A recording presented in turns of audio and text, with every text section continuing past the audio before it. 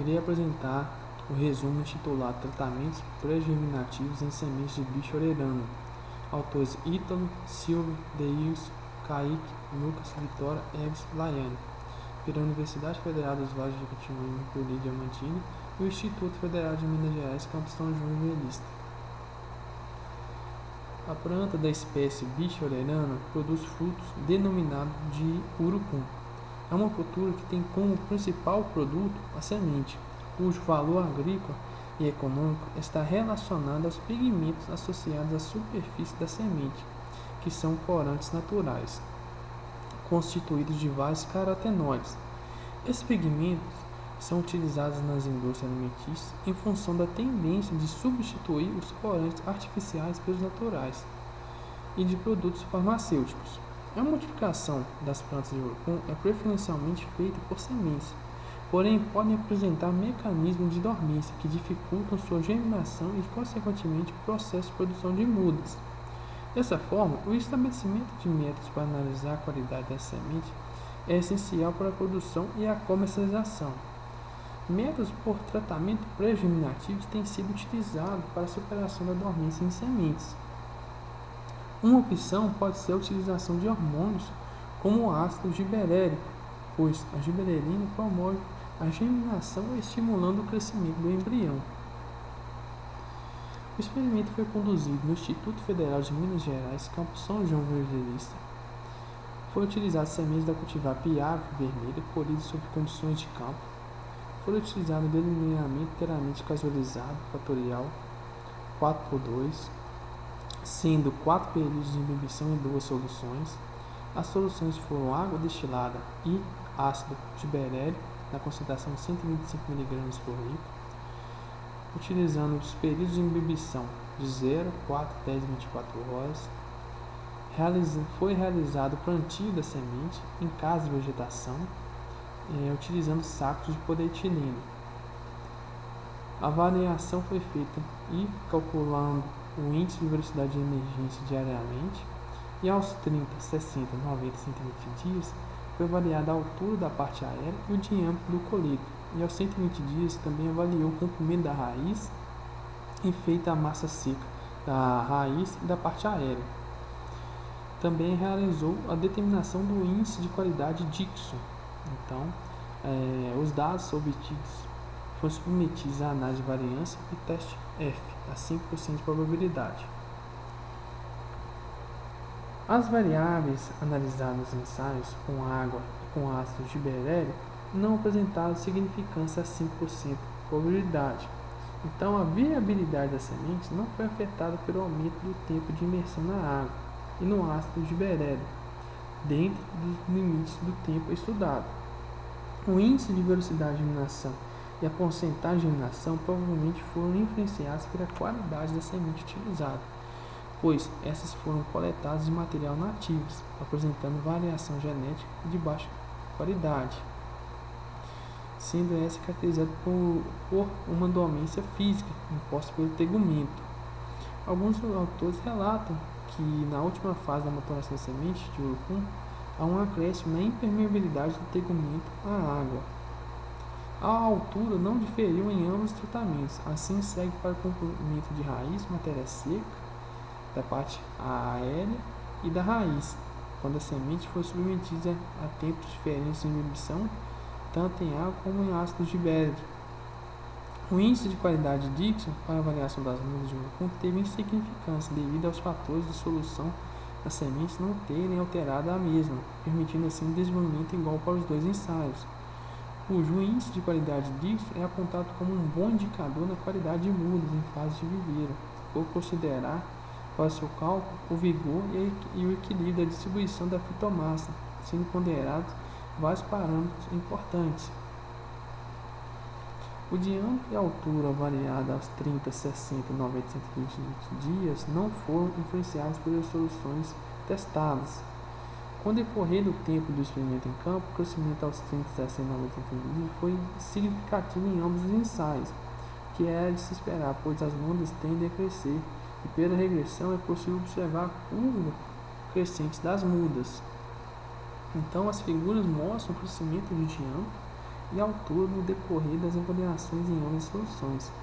Observe que na solução 1, com água, apresentou um crescimento superior nas duas variáveis analisadas, comparado com o ácido de berélio, pois não diferiu significativamente.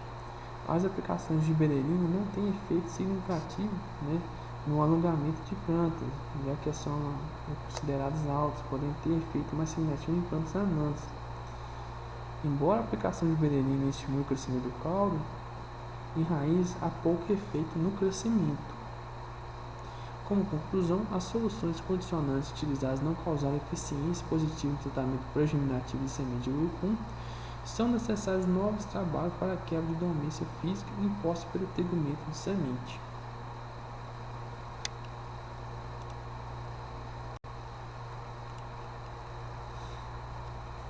Olá, irei apresentar o resumo intitulado Tratamentos Pré-germinativos em Sementes de Bicho Orelhano. Autores Ítalo, Silvio, Deilson, Kaique, Lucas, Vitória, Eves, Laiane, pela Universidade Federal dos Vales de Jequitinhonha, Poli Diamantino, e o Instituto Federal de Minas Gerais, Campus São João Evangelista. A planta da espécie bicho orelhana produz frutos denominados de urucum. É uma cultura que tem como principal produto a semente, cujo valor agrícola e econômico está relacionado aos pigmentos associados à superfície da semente, que são corantes naturais, constituídos de vários carotenoides. Esses pigmentos são utilizados nas indústrias alimentícias em função da tendência de substituir os corantes artificiais pelos naturais e de produtos farmacêuticos. A multiplicação das plantas de urucum é preferencialmente feita por sementes, porém podem apresentar mecanismos de dormência que dificultam sua germinação e, consequentemente, o processo de produção de mudas. Dessa forma, o estabelecimento de métodos para analisar a qualidade da semente é essencial para a produção e a comercialização. Métodos por tratamento pré-germinativos têm sido utilizados para a superação da dormência em sementes. Uma opção pode ser a utilização de hormônios como o ácido giberéllico, pois a giberelina promove a germinação estimulando o crescimento do embrião. O experimento foi conduzido no Instituto Federal de Minas Gerais, Campus São João Evangelista. Foi utilizado sementes da cultivar piave vermelha colhidas sob condições de campo. Foi utilizado o delineamento inteiramente casualizado, fatorial 4x2, sendo 4 períodos de inibição em 2 soluções. As soluções foram água destilada e ácido giberéllico na concentração de 125 mg por litro, utilizando os períodos de inibição de 0, 4, 10 e 24 horas.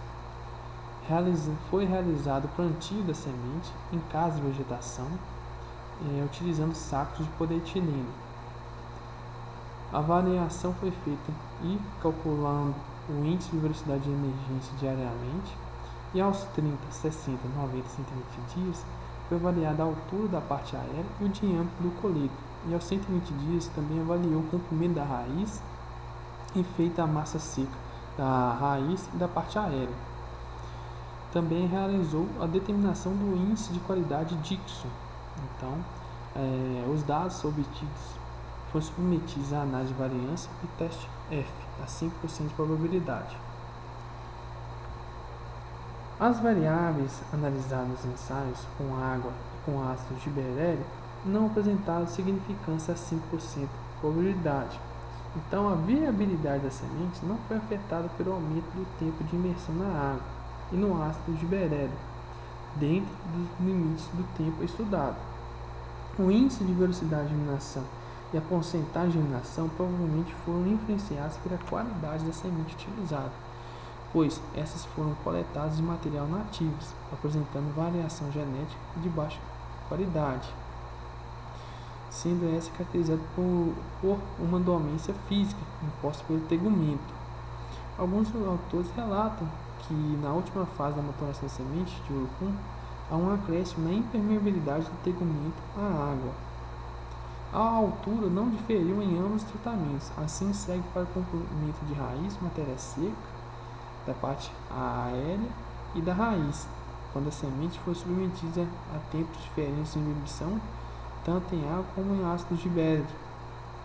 O índice de qualidade Dixon para avaliação das mudas de mucum teve insignificância devido aos fatores de solução das sementes não terem alterado a mesma, permitindo assim um desenvolvimento igual para os dois ensaios, cujo índice de qualidade Dixon é apontado como um bom indicador na qualidade de mudas em fase de viveira, por considerar para seu cálculo o vigor e o equilíbrio da distribuição da fitomassa, sendo ponderados vários parâmetros importantes.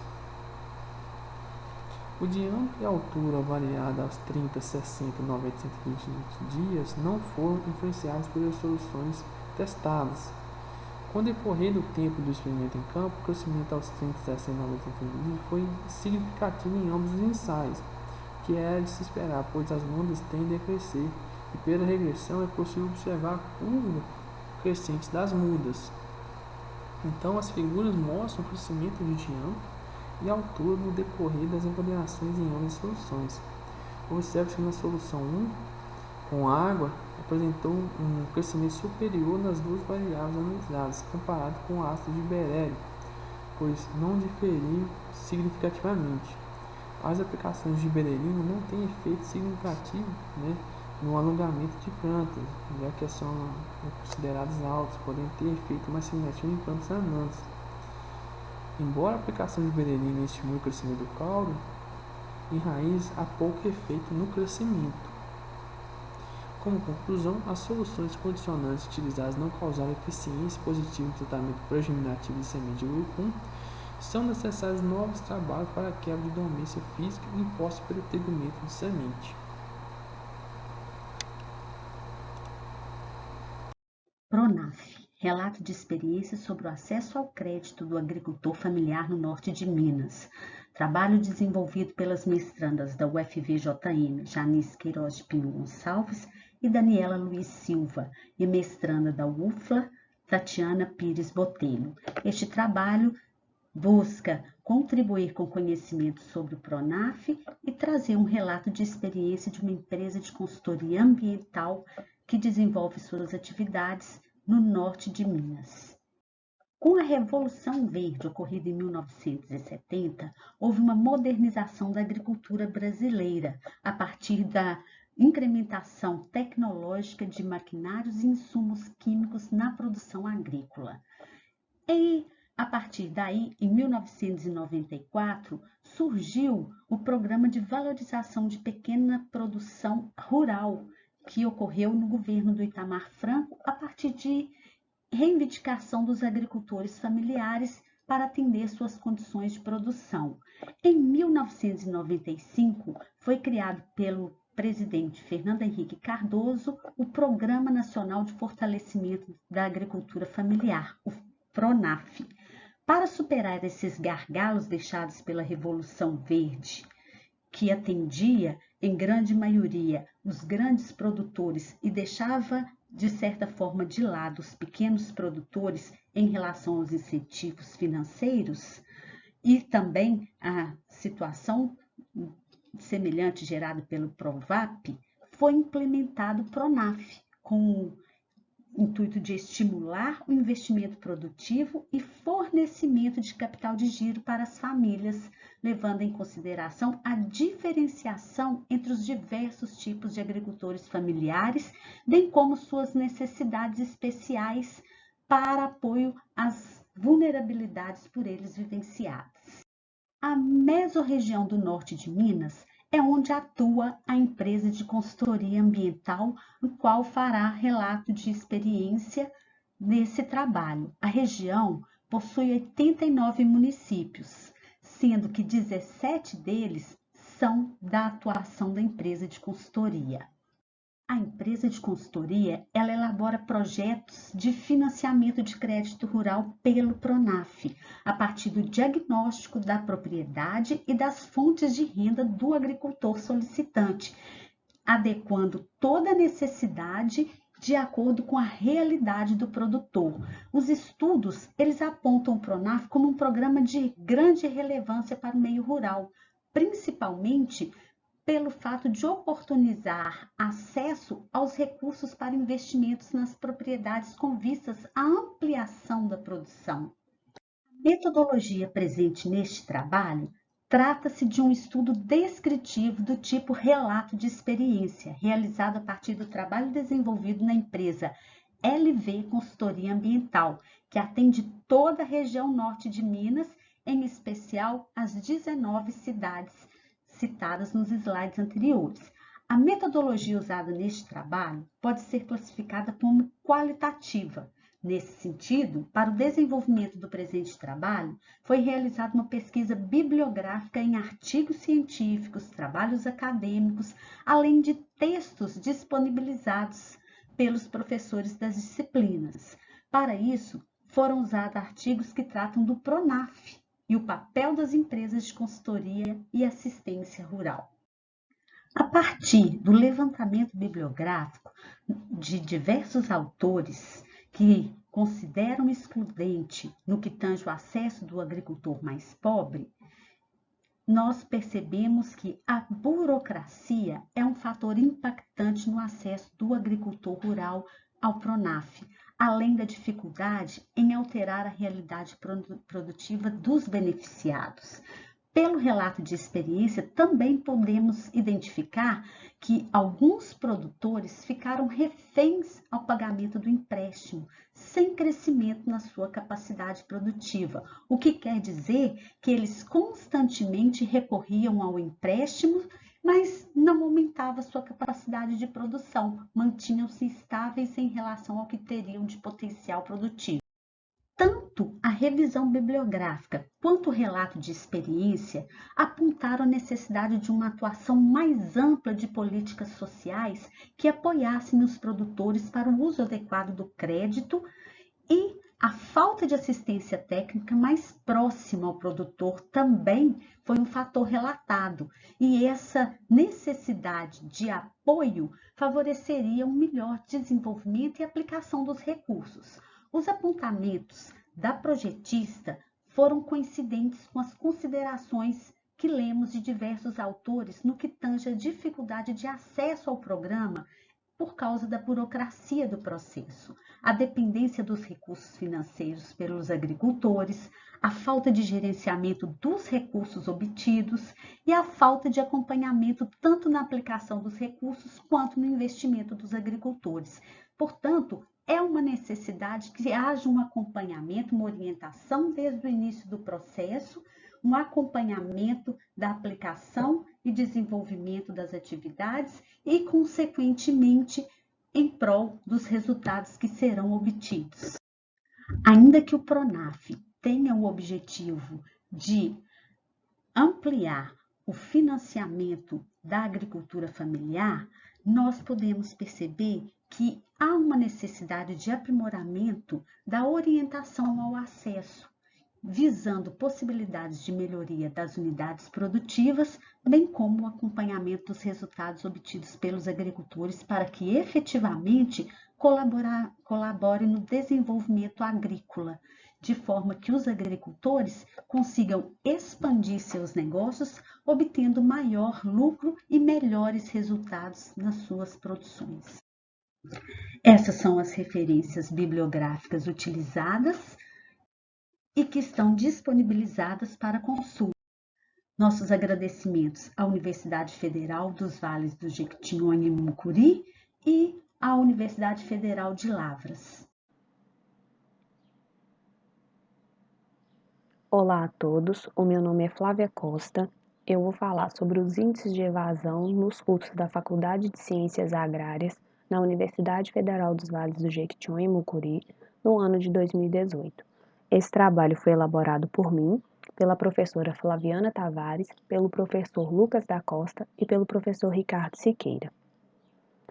O projeto de pesquisa que deu origem a esse estudo é intitulado Comparativo dos Índices de Retenção e Evasão nos cursos da Faculdade de Ciências Agrárias, UFCA, nos anos que antecederam a pandemia e durante o ensino remoto. Primeiramente, vamos entender o que significa a retenção e a evasão. Bom, a retenção é quando um discente reprova nas disciplinas da grade curricular do curso que está matriculado. Como consequência, este aluno levará mais tempo para concluir a graduação. Já a evasão é quando o discente desiste do curso que está matriculado, ou seja, abandona aquele curso que se matriculou antes de concluí-lo. Dito isto, esse projeto surgiu pela necessidade de entender os fatores chaves que estão relacionados com os índices de evasão e retenção dos cursos de agronomia, engenharia florestal e zootecnia da UFVJM. E como foi desenvolvido esse estudo? Para o índice de evasão, fez-se um levantamento desses índices para os cursos de agronomia, engenharia florestal e zootecnia da UFVJM, a fim de compará-los com o índice nacional para estes mesmos cursos no ano de 2018. Já para a retenção, elaborou-se um formulário na forma de pesquisa de opinião para que os discentes da FCA respondessem, expressando assim as suas opiniões acerca dos motivos que os levaram a ficarem retidos nas disciplinas que compõem a grade curricular dos cursos. E quais os resultados que nós obtivemos? Primeiro eu vou falar para a evasão. Neste primeiro gráfico, onde é retratado o índice de evasão para o curso da agronomia, podemos observar que no segundo semestre de 2018, o índice apresentou uma redução quando comparado ao primeiro semestre, e que em ambos os casos o índice é inferior que a média nacional. Já este segundo gráfico, que nos mostra o índice de evasão para o curso de engenharia florestal, nós observamos que ele segue o mesmo padrão apresentado para o curso da agronomia, uma leve queda no segundo semestre de 2018 e ambos inferiores que a média nacional. Por fim, neste terceiro gráfico, que mostra o índice de evasão para o curso de zootecnia no ano de 2018, nós notamos o mesmo padrão dos gráficos anteriores, onde há uma redução do índice no segundo semestre de 2018, quando comparado com o primeiro semestre do referido ano, e ambos são inferiores que a média nacional. Agora, os resultados para a retenção.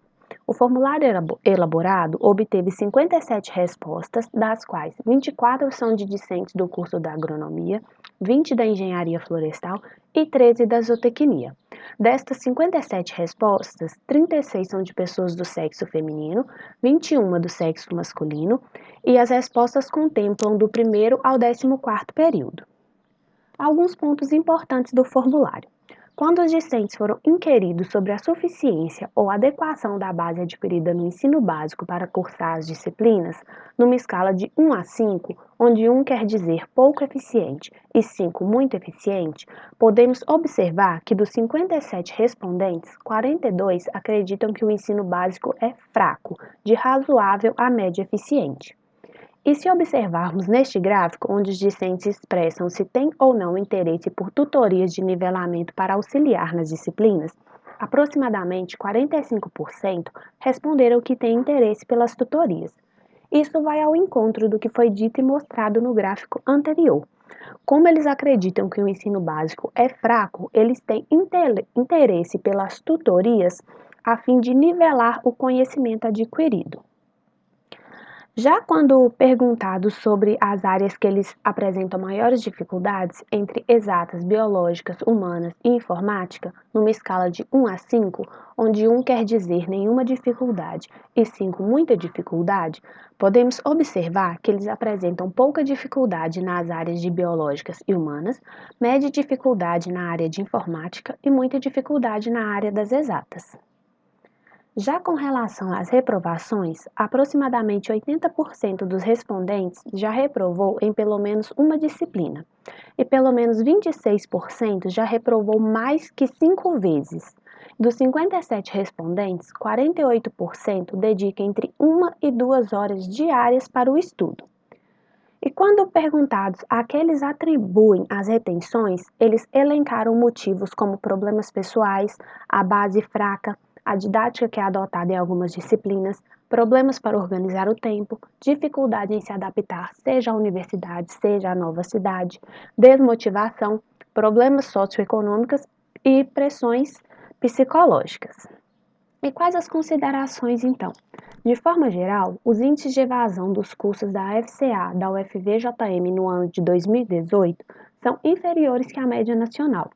Já para a retenção, a percepção dos fatores-chave são de que o ensino básico é falho, as condições socioeconômicas influenciam no desempenho dos discentes e eles apresentam ainda dificuldades em organizar o seu tempo.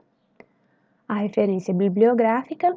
E eu gostaria de agradecer ao Programa de Educação Tutorial, o PET Estratégias, do qual esse projeto faz parte, e também ao evento pela oportunidade de apresentar o trabalho. Muito obrigada!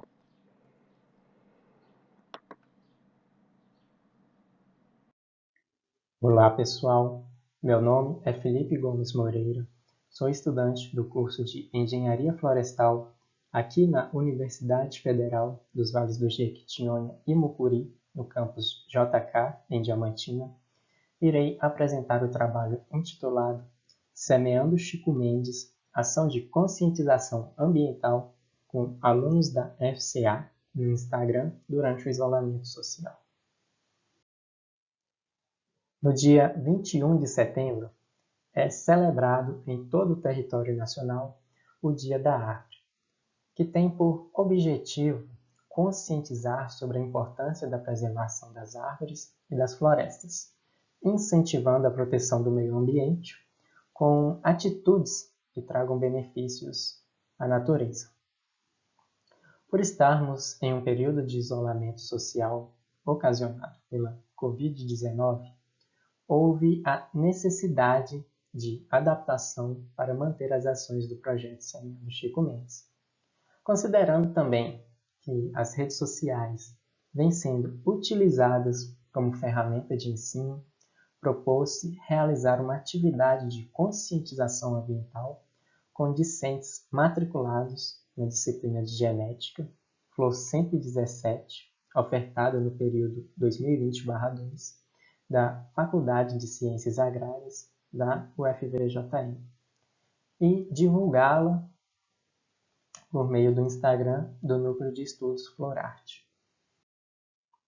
A nossa ação foi direcionada a um público virtual, que são seguidores do Florarte, e visou conscientizá-los não apenas a respeito da conservação das florestas, mas também dos recursos naturais, como um todo.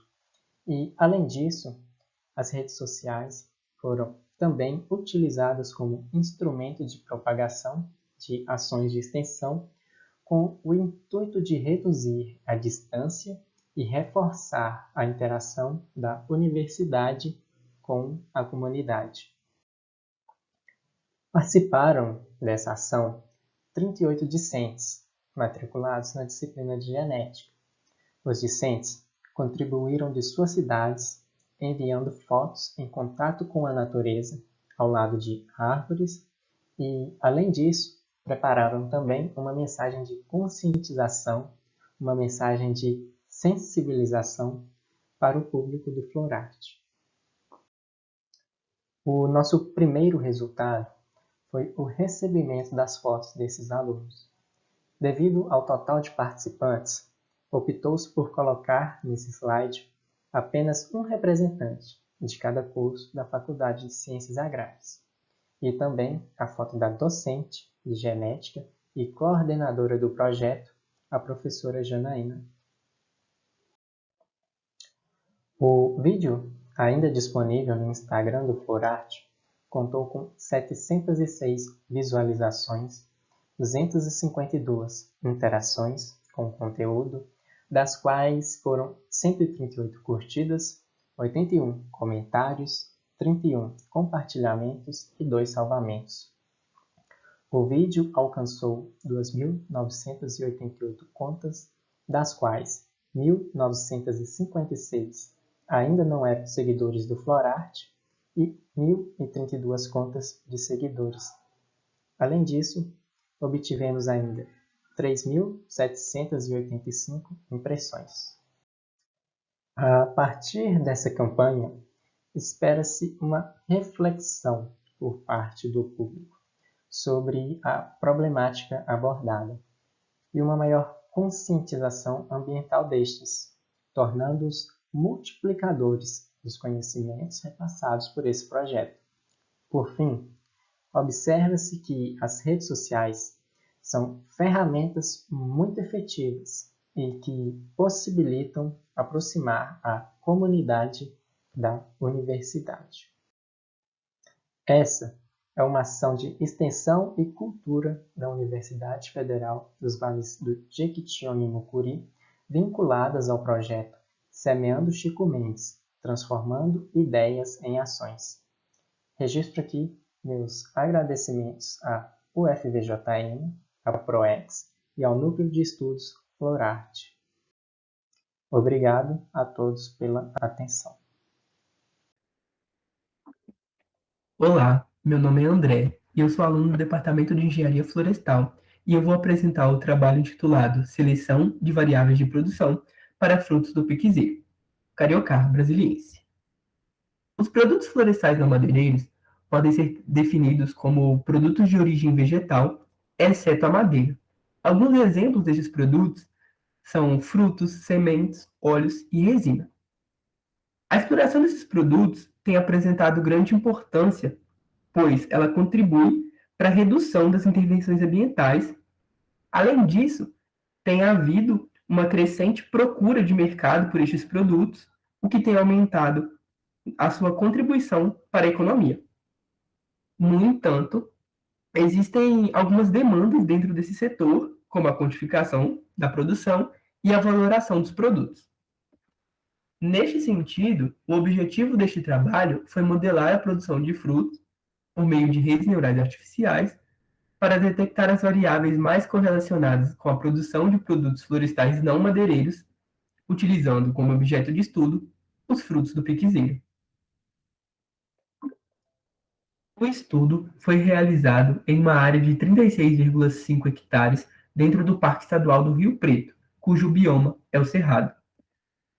A coleta dos dados ela aconteceu em dois momentos. Em 2011, foi feito o censo dos indivíduos de piqui e foram mensuradas as variáveis diâmetro a 30 centímetros do solo, área da copa, altura total, do fuste, da copa e do solo. Em 2014 e 2015, esses indivíduos eles foram agrupados em classes de DAS de 5 centímetros. E 10% de cada classe teve a produção de frutos mensurada. Para a modelagem da produção de frutos, foram utilizadas redes neurais artificiais do tipo Multilayer Perceptron, associadas ao algoritmo Resilient Propagation. Como critério de parada, utilizou-se 3.000 ciclos ou erro quadrático médio inferior a 1%. As camadas utilizadas foram a de entrada, igual ao número de variáveis independentes, as camadas ocultas, calculadas pelo método de Fletcher-Gloss, e a camada de saída, associada à variável dependente. Como função de ativação, utilizou-se a função sigmoide. Treinou-se, então, as redes neurais artificiais em três diferentes situações. Na primeira delas, o banco de dados de produção de frutos observada foi separada por classe de DAS. Nas situações 2 e 3, utilizou-se um método de reamostragem denominado Bootstrap. Na situação 2, reamostrou-se os dados utilizando como estatística do modelo a própria rede. Já na situação 3, utilizou-se como estatística do modelo Bootstrap a média. Para avaliar a qualidade da modelagem, tanto no treinamento quanto na validação, utilizou-se os gráficos de resíduos dos dados estimados, a correlação entre os valores observados e estimados e a raiz quadrada do erro quadrático médio. Os resultados dessas análises foram submetidos ao algoritmo MIFS-U, cuja função é selecionar variáveis por ordem de importância, considerando aspectos de relevância e redundância destas variáveis. Os dados eles foram processados utilizando o software R, através da interface do RStudio, utilizando alguns complementos.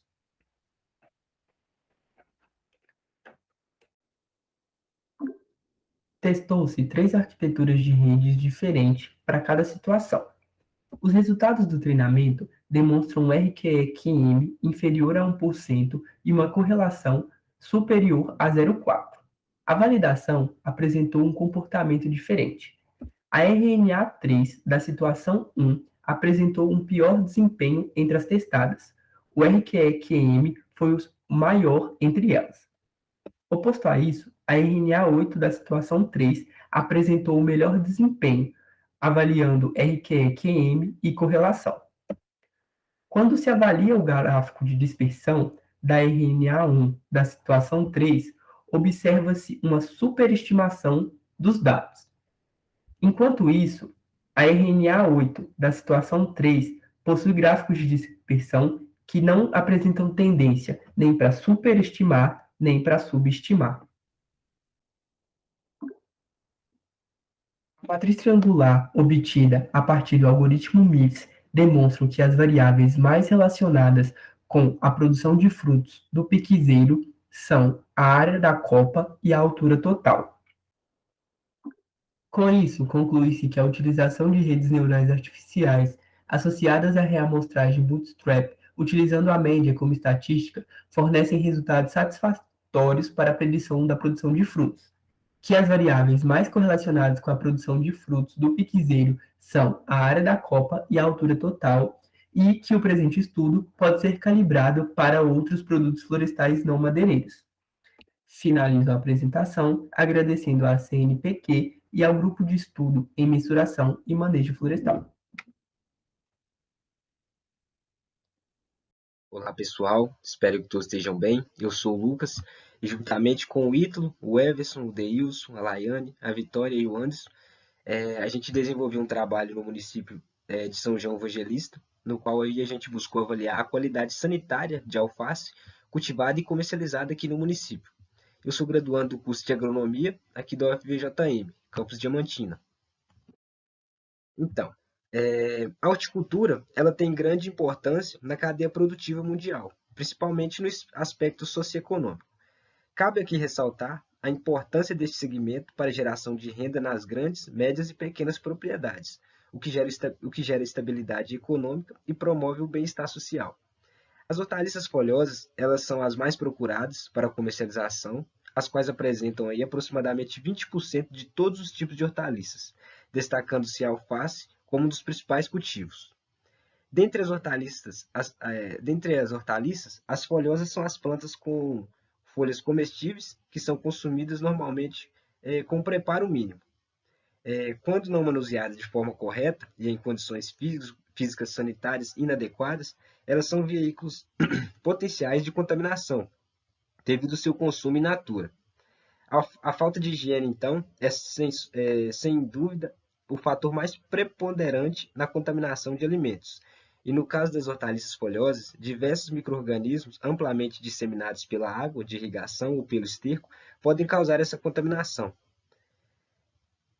Então, o objetivo do nosso trabalho foi avaliar as condições sanitárias de alface cultivada e comercializadas no município de São João Evangelista. Então, foram coletadas 3 espécimes de alface em 5 propriedades, totalizando 15 espécimes, e 3 espécimes em 3 pontos de comercialização do município, totalizando então 9 espécimes. Foram armazenadas em sacos plásticos estéril e encaminhados para o laboratório e realizada análises microbiológicas da água destilada utilizada aí na lavagem das espécimes, avaliando o número mais provável de coliformes de origem fecal ou termotolerantes. Os parâmetros de contaminação foram estabelecidos em função da resolução número 12 de 2001 da Anvisa. Os dados obtidos foram submetidos à análise de variância e teste de médias usando o teste de Turing. Dentre os resultados obtidos, 40% das espécimes coletadas diretamente nas propriedades apresentaram altos índices de contaminação por coliformes, tendo valores superiores ao permitido pela legislação vigente. A contaminação dessas alfaces coletados pode estar relacionada com práticas de manejo e cultivo inadequado, adotados nas propriedades. Nos pontos de comercialização, foram detectados em 60% das espécimes níveis altos de contaminação por coliformes, devido principalmente à exposição direta dos produtos aos consumidores, as condições higiênico-sanitárias inadequadas que favorecem a contaminação. Em relação às espécimes coletadas diretamente na propriedade e comercializadas, não houve diferença significativa na qualidade sanitária. Porém, observa-se que 20% das espécimes coletadas nas propriedades tendem a ter um aumento do NMP de coliformes em sua área de comercialização, devido à falta de condições hidrossanitárias no sistema de produção e comercialização. O manuseio inadequado e exposição de produtos à bancada aumenta o risco de contaminação. A maneira como a utilização de caixas plásticas para transporte e armazenamento das hortaliças reduz os riscos de contaminação por fungos e bactérias, uma vez que as mesmas podem ser facilmente higienizáveis além de serem reutilizadas, o que é economicamente viável. A higienização de embalagens influencia diretamente na conservação do produto, além de minimizar as contaminações que possam ameaçar a saúde da população.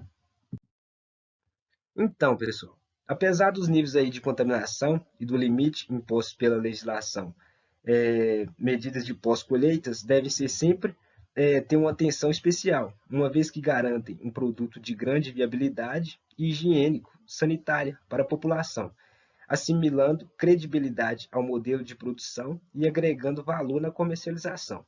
Ao final das análises, os produtores e comerciantes foram orientados a agir dentro das normas quanto ao manuseio, sanitização e beneficiamento do produto e comercialização. Então, pessoal, o que a gente tinha para estar apresentando é isso. Obrigado pela participação de todos e até mais.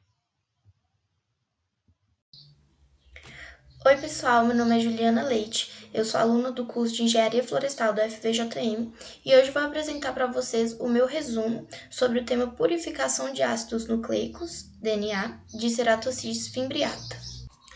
Bom, o gênero Eucalyptus, originário da Austrália, tem grande importância na produção florestal mundial. E assim como outras plantas, o eucalipto é atacado por vários patógenos, principalmente pelos fungos, desde a sua fase de viveiros até em grandes plantações. O Ceratopsis fimbriata é um dos principais e mais importantes patógenos. A sua murcha vem sendo relatada em eucaliptos no Brasil e em outros países. E a sintomatologia da doença se dá em plantações clonais com 4 a 5 meses de idade, em brotações de tocos, em estacas em enraizamento e em mudas clonais de viveiros, de 4 estados brasileiros. O fungo, basicamente, evolui da extremidade da raiz, chegando ao colo e tronco por meio do parênquima medular, onde surgem estrias escuras que progridem através do parênquima radial, matando uma parte considerável de câmbio vascular, de floema e de feloderme.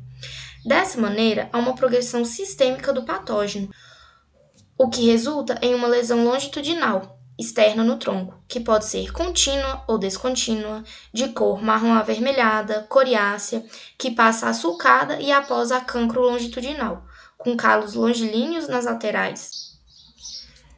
Por esse contexto sintomatológico, pode-se considerar essa enfermidade como um modelo de doença sistêmica em essência florestal. Bom, pelo menos na sub-área da patologia florestal brasileira, a qual causa danos aos produtores e às plantações. Sendo assim, faz-se necessário um estudo mais aprofundado a respeito do patógeno. E dessa forma, a caracterização molecular baseada em análise de DNA é uma etapa fundamental no processo de caracterização, que se inicia com a extração de um DNA genômico de alta qualidade mediante o uso de um protocolo altamente eficiente. Logo, o presente estudo buscou verificar a eficiência do protocolo de extração de DNA, Rapid Mini Preparation of Fungal DNA for PCR.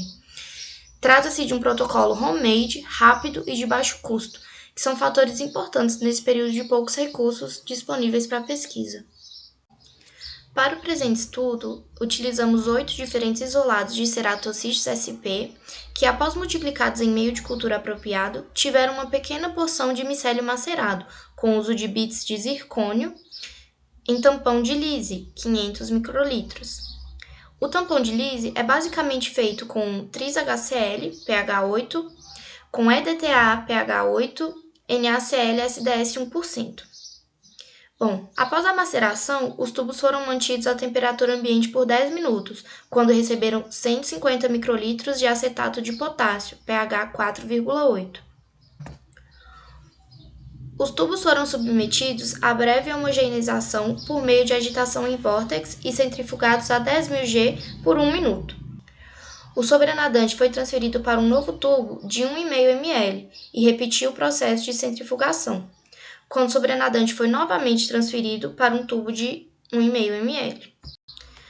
Bom, logo após, adicionamos um volume de álcool isopropílico igual e homogeneizamos por inversão e centrifugamos a 10.000 G por 2 minutos dessa vez. O pellet de DNA obtido ele foi lavado em 300 microlitros de etanol 100% e submetido a 10.000 G por 1 minuto, novamente centrifugando. Por fim, o pellet foi seco, ressuspendido em 50 microlitros de TE com a enzima RN. Dessa forma, as extrações de DNA e as análises feitas com esse material são grandes passos para estudar o fungo e suas particularidades, e, após, encontrar maneiras de combatê-lo ou de controle. É o primeiro passo para métodos que visam melhorar as condições de saúde das plantas e minimizar os danos causados aos produtores. Agradeço ao UFVJM, Universidade Federal dos Vales do Jequitinhonha e Mucuri, por promover a Semana da Integração da UFVJM. Agradeço ao apoio financeiro do Conselho Nacional de Desenvolvimento Científico e Tecnológico, CNPq, à Fundação de Amparo à Pesquisa do Estado de Minas Gerais, a Suzano, e ao Grupo de Estudos em Genética e Biotecnologia Florestal. Agradeço também aos meus professores e colegas que me auxiliaram e fizeram possível a realização desse trabalho.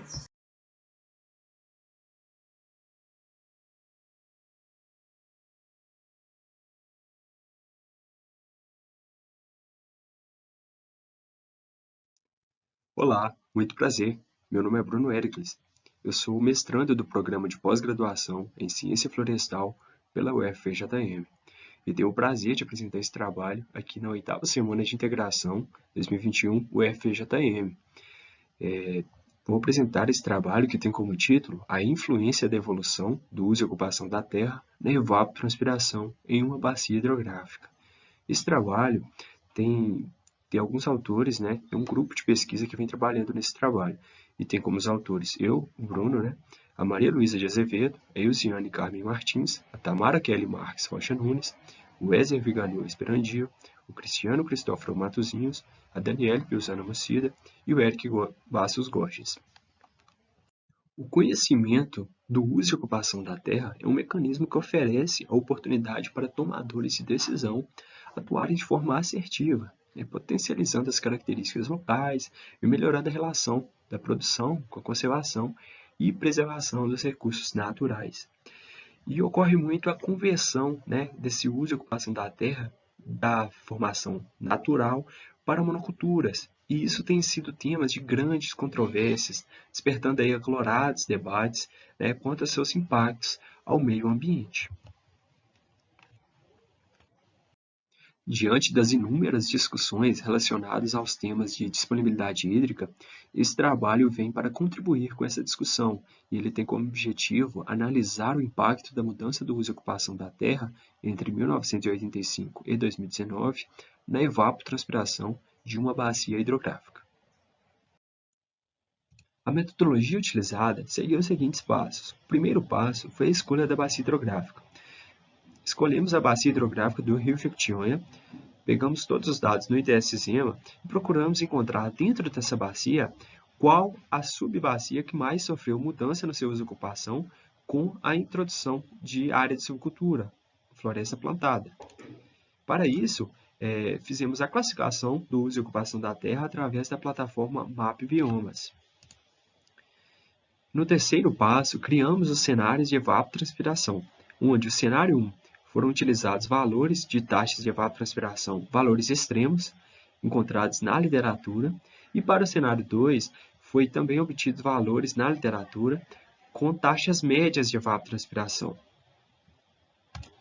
Após isso, criamos os mapas de evapotranspiração e comparamos os mapas para o cenário 1 e para o cenário 2, tanto para os anos de 1985 com 2019. E avaliamos o impacto da mudança do uso e ocupação da terra. Bom, a área de estudo foi a bacia do Córrego Santana, que fica dentro do município de Grão-Mogol, no norte de Minas Gerais. E ela tem o Córrego Santana, que passa dentro dessa bacia, dentro da área da bacia, e esse córrego deságua no Rio Jequitinhonha. Bom, aqui é apresentado um mapa de classificação de uso e ocupação da terra, onde podemos perceber a mudança significativa que ocorreu nessa área. A formação florestal, em 1985, ocupava mais de 71% da área. Em 2019, passou para 51%. A formação savânica, de 18%, caiu para 16%. E, por outro lado, a floresta plantada, de 7%, subiu para 29%, um aumento de 22% só dessa mudança de uso e ocupação. E as outras classes, como formação campestre e pastagem, continuaram basicamente com as mesmas proporções. E, por outro lado, também ocorreu a introdução de outras lavouras temporárias, mas com uma taxa muito pequena, menos de 0,5%. Nessa imagem, eu apresento a comparação visual da área ocupada por silvicultura entre os anos de 1985 e 2019. Na cor verde é a área ocupada por silvicultura. Então, podemos perceber uma grande mudança na área da bacia. Isso foi de 1.707 hectares, que correspondeu a 22,53% da área da bacia. Bom, aqui é apresentado o quadro com os valores obtidos aí pela revisão da literatura com valores mais altos, com valores extremos, para as taxas de evapotranspiração das classes de uso e ocupação da terra encontrados para a nossa área da bacia. Então, esses valores foram valores mais altos. Aqui temos os valores diários, mensais e anuais, e as seguintes referências. Bom, esses mapas são os mapas de evapotranspiração. Esses mapas foram obtidos através da reclassificação, dos pixels com os valores, atribuindo os valores obtidos na literatura. Aqui para o cenário 1, onde foram utilizados valores extremos, e podemos perceber que para os tons mais claros as taxas são mais baixas e nos tons azuis mais escuros as taxas de evapotranspiração são mais altas. Então, de forma visual, podemos perceber uma mudança muito significativa nas taxas de evapotranspiração da bacia hidrográfica. Aqui nessa tabela são apresentados os valores obtidos na literatura para o cenário 2, com valores médios de evapotranspiração, tanto diário, mensal e anual. Bom, esses mapas são os produtos da reclassificação para o cenário 2, reclassificação dos valores obtidos para o cenário 2. Da mesma forma, as cores mais claras apresentam taxas mais baixas e as cores mais escuras apresentam taxas de evapotranspiração mais elevadas. Então, de forma visual, podemos perceber que ocorreu uma pequena diminuição aí nas taxas de evapotranspiração, diferentemente do cenário 1, onde essas taxas ficaram com tons muito mais escuros para 2019. Nessa tabela, são apresentados os valores para toda a bacia hidrográfica de acordo com o cenário 1. Nesse cenário, foram utilizados os valores extremos, então ocorreu um acréscimo nas taxas de evapotranspiração de aproximadamente 160 milímetros ao ano. E aqui eu apresento os valores mensais e diários também. Já aqui são os valores resultantes aí para toda a bacia hidrográfica de acordo com o cenário 2. E, diferentemente do cenário 1, aqui ocorreu um decréscimo, de forma bem pequena, 3 milímetros ao ano, aí, mas ocorreu um decréscimo. Lembrando que para esse cenário foi utilizados taxas de evapotranspiração médias, taxas médias. Bom, como conclusões, no cenário 1, onde as taxas de evapotranspiração das culturas foram extremas, ocorreu uma mudança de 159 milímetros ao ano. No cenário 2, onde as taxas de evapotranspiração das culturas foram médias, ocorreu uma mudança mínima de 3 milímetros ao ano. Podemos perceber aí que a mudança do uso e ocupação da terra pode impactar diretamente nas taxas de evapotranspiração, logo na disponibilidade hídrica de uma bacia hidrográfica. E podemos afirmar também que a atividade fisiológica da vegetação pode influenciar nas taxas de evapotranspiração de uma bacia.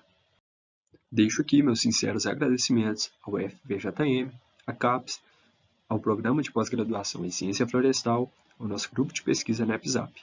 E deixo aqui meu e-mail. Até mais!